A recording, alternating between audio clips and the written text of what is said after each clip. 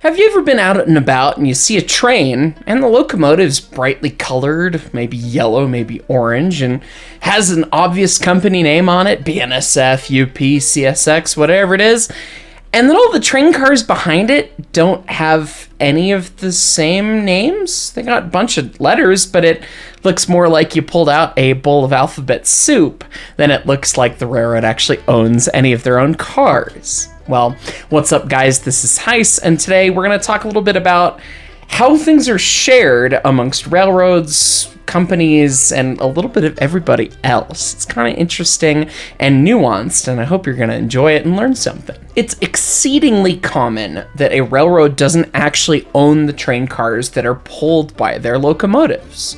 Yes, the railroad may own the right-of-way, the locomotives, they pay the train crews, all that stuff, but a lot of times the cars are from other companies, whether they be other railroads, car manufacturers, companies that specifically deal in rail cars, or even banks. And sometimes that's actually the same for locomotives, and we'll talk a little bit about that too in this video. This is some of the nuance that primarily comes with interchange, though that's not always the only driving factor behind it.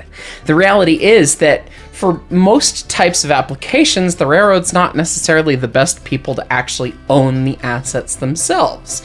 And so a lot of times the cars are owned by pretty much anybody else. One easy example is look at any tank car. A lot of them will say something like UTLX, which stands for the Union Tank Car Company. They're the ones who actually build those tank cars and still do to this day.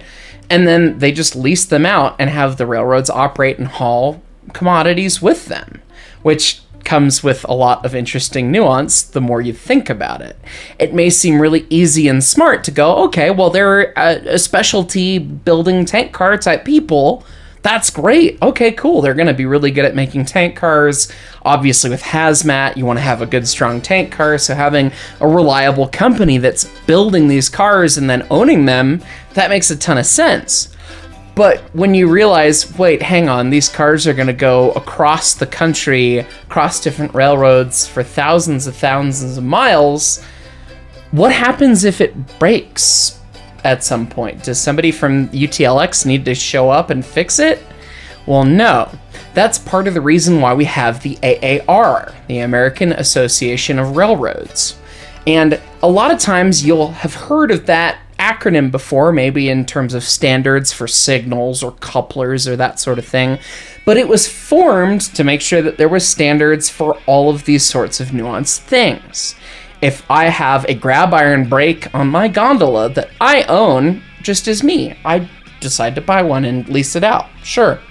If I have a grab iron brake on it and BNSF's hauling it and it gets taken as an exception because it's unsafe for the train crew to handle, because that's a safety appliance according to the government, the FRA, the Federal Railroad Administration. If that grab iron's broken, that means that it's got to get fixed. And I don't have a shop everywhere. I don't know.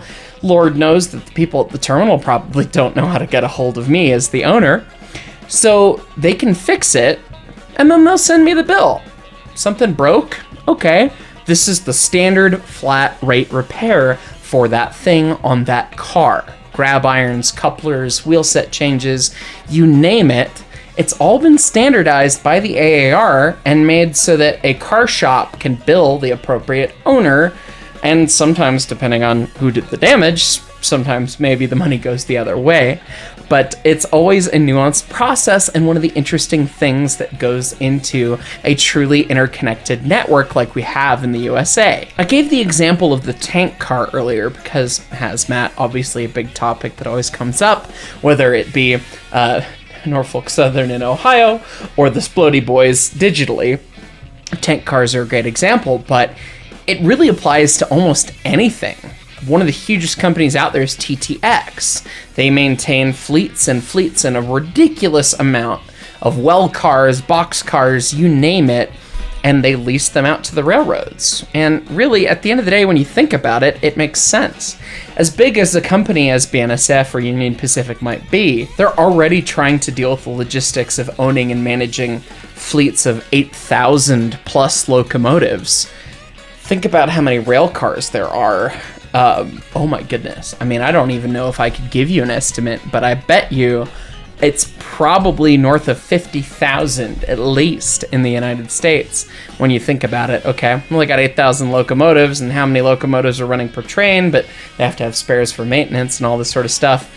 How many rail cars are there? Well, when they're 140, 150, 200, 300 long, like car-long trains, that starts to stack up pretty frequently. So, I mean, yeah, if I had to do an order of magnitude kind of guess, I would say 5 figures somewhere on the high end, maybe 6 figures numbers of cars across the US. And the railroads really don't own that many. Sometimes you'll see, for certain types of services, you'll see captive fleets. One of the more famous, well-known ones is BNSF owns its own grain cars for grains or soybeans or any sorts of thing. Anything that goes in a cylindrical hopper that they're moving and ferrying back and forth between silos and the ports and all that and shipping internationally, the railroad owns those cars, and they have the railroad's name on it. You'll see the red hopper with BNSF on the side. But that's one of the few examples I can think of. Auto racks probably also pretty common for transporting automobiles, cars, what have you, trucks, anything like that.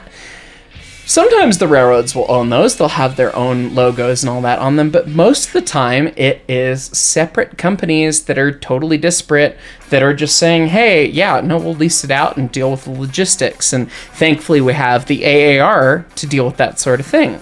Because at the end of the day, if you're the railroad and, okay, I've got a carload that's got to come from Seattle and it's got to go to Chicago and then it's got some stuff that's got to go to Miami, there's no railroad that runs that whole length. So no matter what you do, it's going to have to be transloaded or loaded from a car to another, or it makes more sense to have a third party own the train car and move it down that way.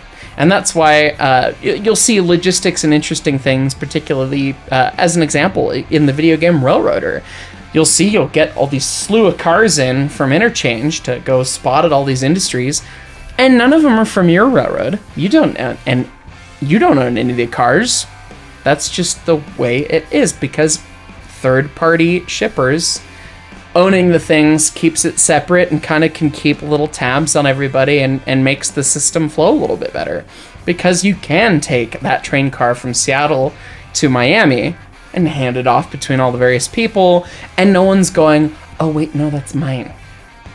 So it's an important nuanced detail. A couple of fun details about this is that in historical railroading practice, this actually led to some railroads' cars going all over the place. In the event that you didn't know, there's a high likelihood that whatever your favorite train is, wherever, whenever, the Pennsylvania Railroad probably had a car that they owned that was on it. Yeah, they sent their cars all the time because they were the big ones in the East back in the day. And so they would end up having cars on SP trains, UP trains, whatever, all the whole time. And one of the big details that is fun about things that don't involve interchange is, again, sometimes it was just based on the car manufacturer and who decided to own the car that made the cars be from a different railroad. CS the Rio Grande Narrow Gauge, shocker, we're talking about it on my channel. They owned almost all of their cars, but the tank cars were still Union tank cars. And that's why one of the fun details about them is that the ones that got labeled Gramps because the guy who owned the refinery in Alamosa that the cars serviced, his grandkids had asked, hey, could you, how do we know which ones are yours? How do we know which ones come to see you? And he asked Union Tank if he could paint Gramps on the side, which is his nickname. And they were like, ah yes, the pissant narrow gauge we don't care about. Of course, do whatever you want. And so that led to an incredibly fun special variant of some of the cars, despite there being no real interchange, at least car to car. Obviously, they could transload from narrow gauge to standard gauge and then go anywhere, but yeah, fun little details all over the place. Now, you'll actually see the same thing with locomotives of a couple different varieties at the same time. A lot of times you'll see a locomotive that shouldn't be where it seems it is, right? Like, I've got a video of a Norfolk Southern locomotive in the middle of a BNSF train up in Edmonds, Washington, north of Seattle. That's about as physically far away from Norfolk Southern's territory than you can get. And yet, here's one of their locomotives. I've had one in my shop before when I worked for BNSF at Interbay. We had an NS diesel come in, and it was just like, how did this get here? Why is this here? And it's a similar thing with the AAR and being able to trade things and all this. And the practice is called trading horsepower hours. So you got a 4,400 horsepower locomotive. You need it for a trip that lasts 12 hours. Okay, well, do the math. That many horsepower hours we'll give to you, and then you'll give back to us. Because sometimes you're in Chicago and, oh my God, BNSF just had a locomotive that crapped the bed. They got a high priority Z train that's got to leave, head to Seattle. Goodness, it can't leave. It doesn't have enough horsepower. They don't have any other engines. That was the last engine and it broke. But NS has one. They got an extra one. They're actually trying to ferry some more power other places to make sure that they can keep their own logistics moving. So BNSF might ask NS, hey, can we borrow your engine, for that many horsepower hours, and then you can borrow one of ours where it makes sense for you. And obviously sometimes everyone's SOL and it just doesn't work, but it can get you out of a bind, and that's when you start to see weird things where, that locomotive doesn't make sense to be up there, does it? But it is because of horsepower hour trading. The other nuance here is that locomotives as well will sometimes not be owned by the railroads, and they'll be leased power. And talk about some of the most garbage power I've ever run into. Not every company is this way, but many are. If they just own locomotives for the sake of leasing, they may not have shops, they may not maintain things, they probably got them secondhand. Yeah, always a time. We had a slew of locomotives come in when traffic was surging in the late 2010s, I guess, for lack of a better term. We had a slew of these locomotives come in that were owned by First Union Bank.